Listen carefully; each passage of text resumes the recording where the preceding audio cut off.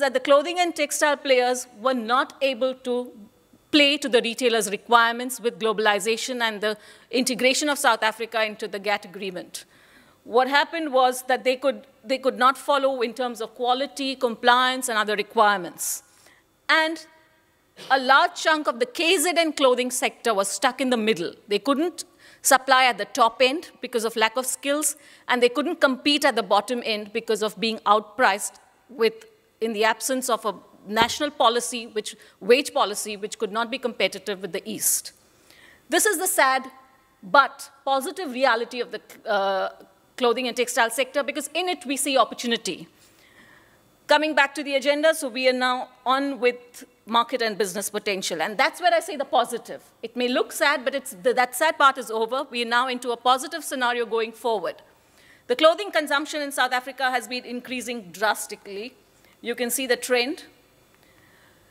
There's a strong commitment coming forward from the government to fill the import gap. You can see the import gap in the textiles and the import gap in the, this gap is flooded with imports. In textiles, it's 6 times, and in clothing, it's 13 times. That means that's what we are importing. $22 billion is the import. That's the latest figure I have. 22 billion rand is the quantum of imports flooding South Africa, and that's what we have to capture. That's the market that we have to capture. Consumer behavior, there's a lot of demand for compliance at all levels, decent work, as well as quality compliance. Retailers also demand flexibility. That is they want the clothing suppliers to respond fast to changes in trends. The need for import substitution is followed by consumers realizing that buying inside will support the national economy. So this is the backdrop against which we talk of the market potential of the hub in Amajuba, the clothing and textiles hub. We're looking at market access. We start with government procurement, because procurement is a big game as well. A lot of our caps and T-shirts and uniforms can be supplied locally, local and national markets. Then we cater to the consumer markets. Then the African, Asian, and rest of the world, progressively we conquer them.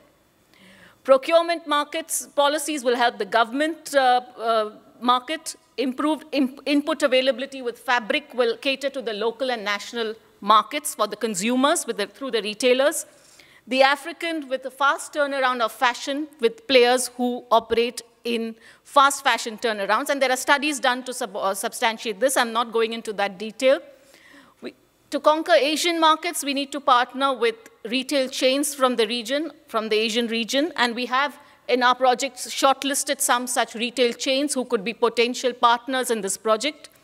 To conquer the rest of the world, pretty much we have African ethnic brands in Eurocentric fashion. This again reminds us of the strong middle class. Now, typically, this is taken at a national soccer match. This stadium should have been yellow, with supporters in the yellow colors of the national team, but it isn't. Now, to my mind, there are only 2 possible reasons why the supporters of the game are not in yellow. One is the lack of availability of the T-shirts, of the jerseys in relation to their demand, and the other is that the jerseys are outpriced. So there's a gap to fill, and that gap is our market potential. This picture also represents the middle class in one city. Now, if you look at the currently happening African Cup of Nations, how many cities, 54 nations, how many stadia, how much of an audience? This is a 50,000 capacity stadium.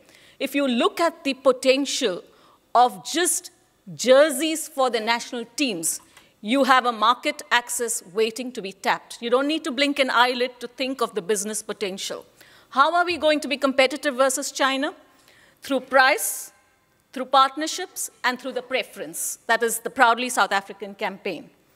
I'll skip this because this goes into a bit of a detail in terms of how we are going to compete vis-a-vis the Chinese or the East Asian imports.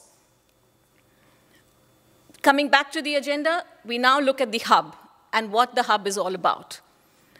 The hub will be a multi-purpose production facility, as has been outlined, with a clothing park, a factory shop, miscellaneous facilities like internet cafes, design studios, conference room, fashion park, It's pictorially and architecturally represented. We have the sketches, very, very raw at this stage, which has stable electricity supply, water supply, sewage, security, access to public transport. The identified, the shortlisted site has all these amenities. We have classified the project into 2 phases. The first into 36,000 square meters, phase 2, scaling the hub up to 100,000 square meters. The unique advantage for this hub is that we have the scalable potential of availability of land to scale up the hub. Our targeted outlay, targeted outlay is 250 million as a phase 1 outlay, 250 million rand, and at full scale, which is when we are able to completely cover up 100,000 square meters, we would be investing 1,100 million approximately rand into infrastructure and operations. The targeted output in terms of the financials that are being worked out, or the business plan that is being worked out, is 1.5 million, 1,500 million rand per year at current values. So that's the brief summary of the hub.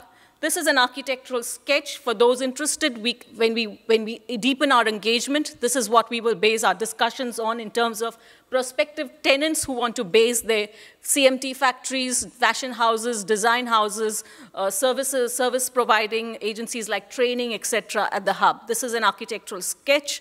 Max rentals would range at 65 rand a square meter, max. So it could be lower through negotiation, but that's the max that we could reach to in terms of our calculations done so far. Electricity costs and the current wages in the region. This is the clothing value chain. I would have to skip this in the interest of time, but what we are saying is that we are looking at partners, players, firms who are interested in operating across this entire clothing value chain and investing and, in the operations and being a part of the hub in whatever capacity that we have on offer. Now, just to remind ourselves, this is just the clothing value chain. The textiles value chain extends from the farmer, from the point that he grows cotton or fiber, and it goes into spinning and weaving as well. So we are still only targeting the clothing value chain, but phase 2 will also look at the entire textiles value chain. Where is the hub? In Amajuba, a district municipality close to Joburg and Durban. As we all know, it's about 4 hours driving distance from both the key centers of Johannesburg and Durban. This would, of course, be more important to our international investors who don't have an idea of where Newcastle or Amajuba is. The Newcastle or Amajuba, Newcastle is a local municipality in the Amajuba district municipality.